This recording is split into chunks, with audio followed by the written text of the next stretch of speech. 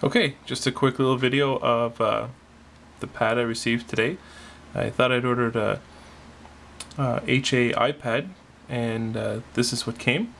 Looks very much like it. I haven't pulled the stuff off yet. It's got a nice aluminum side to it. It's got a little green light when it's running. Looks pretty much just like it. But as you can tell, it's running a slightly different firmware. It's a newer version, I think, from what I've been reading online, or possibly just a knockoff. And yeah, let me just first of all show you things about the device here. You can see, maybe you can see that there. So it says that it's running a firmware that's dated from September 4th, and the kernel is 29 with 188 as the version there. But I think this is the initial version of the firmware that was put out for this device.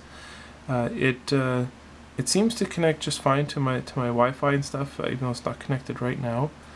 I've tried out a couple different games on it, and some work fine, some not so much. The Wave Blaster seems to always turn full to the right. If I hold it like this, I can kind of steer, so it seems to be on a 90-degree angle there.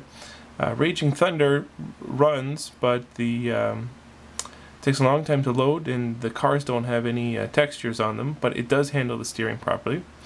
A tilt display here, the Labyrinth game, it works fine, and it actually has 3D walls and stuff, which is a little different. And here's a game that comes on it. This one I didn't get from the marketplace, which I haven't even tried before. So I'm assuming this will work. So you can kind of see the 3D effect on there. There must be some way to hit this. I guess there we go.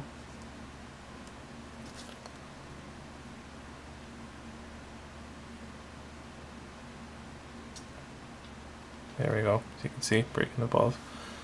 So this game actually works pretty good. I don't know with newer firmwares if this is going to get better or worse, or what's going to happen there.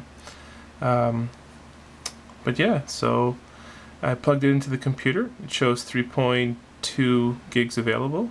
So this seems to be a 4 gig model. What was advertised for sale to me was only a 2 gig.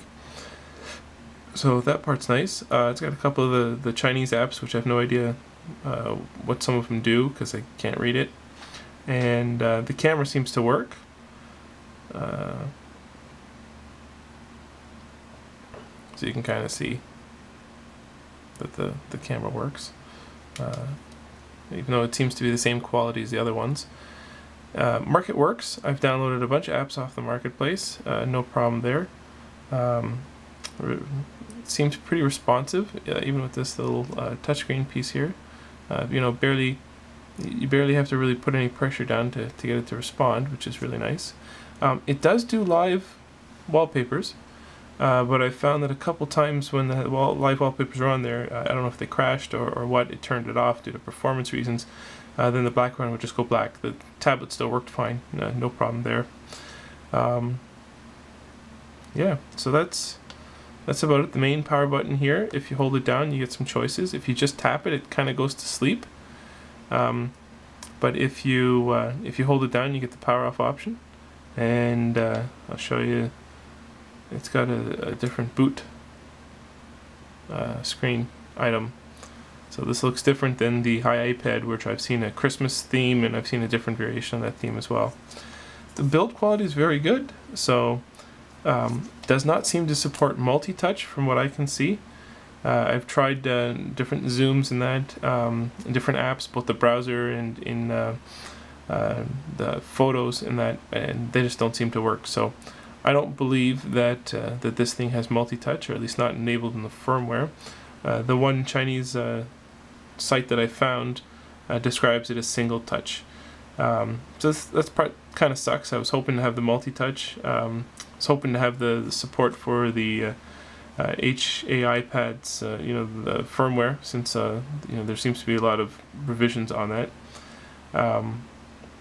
But the cost to send this back is probably not worth it. So probably end up sticking with it, and we'll see what I can get back in differences for the wrong device shipped. Okay, I think that's all I'll show now. Thanks. Bye.